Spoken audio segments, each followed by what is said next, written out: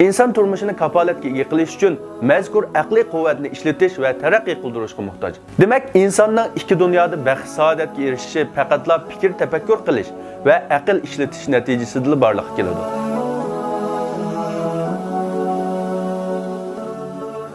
Allah Taala insondan boshqa butkul maxluqlarga belgilik darajada tabiiy ilhom va idrok ato qilgan bo'lib, faqat hayvonlarga xos bo'lgan bu xil tug'ma mudofaa quroli orqali hayvonlar hayotini davomlashtirdi. Shundaqla bu iqtidor zodila o'zgarmaydi, taraqqiy qilmaydi.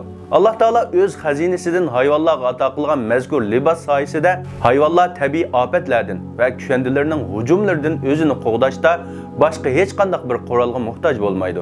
Ammo inson buningga o'xshamaydi. Alloh insonga ba'zida kuchayib, ba'zida ojizlaydigan, ba'zida yushurinib, ba'zida alohida namoyon bo'ladigan aql kuchi ato qilgan bo'lib, inson turmushini kapolatga ega qilish uchun mazkur aqliy quvvatni ishlatish va taraqqiy qildirishga muhtoj. Demak, insonning ikki dunyoda baxt saodatga erishishi faqatla fikr tafakkur qilish va aql ishlatish natijasida borliqqa keladi. Mazkur aqliy quvvatlarni fikr mulohiza bilan ishlatganda inson nijot topadi va solihlik, poklik sharofatiga erishadi.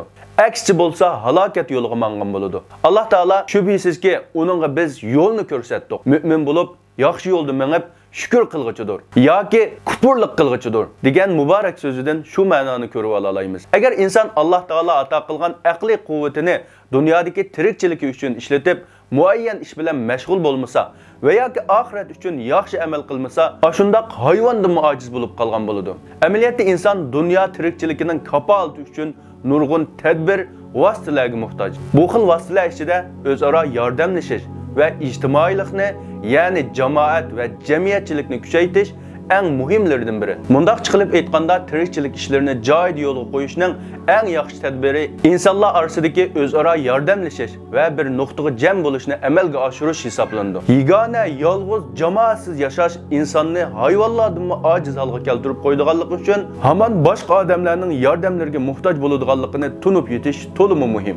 Insonlarning o'zaro ulfatlashish va birgavdiga uyushish maqsadida birlashishlari amaliyotda insoniyat hayotini kapolatga ega qilishning eng muhim vositasidir. Demakki, insoniyat saodatining turiki o'zaro yordamlashish va birlashish ustiga ta'sis qilingandir.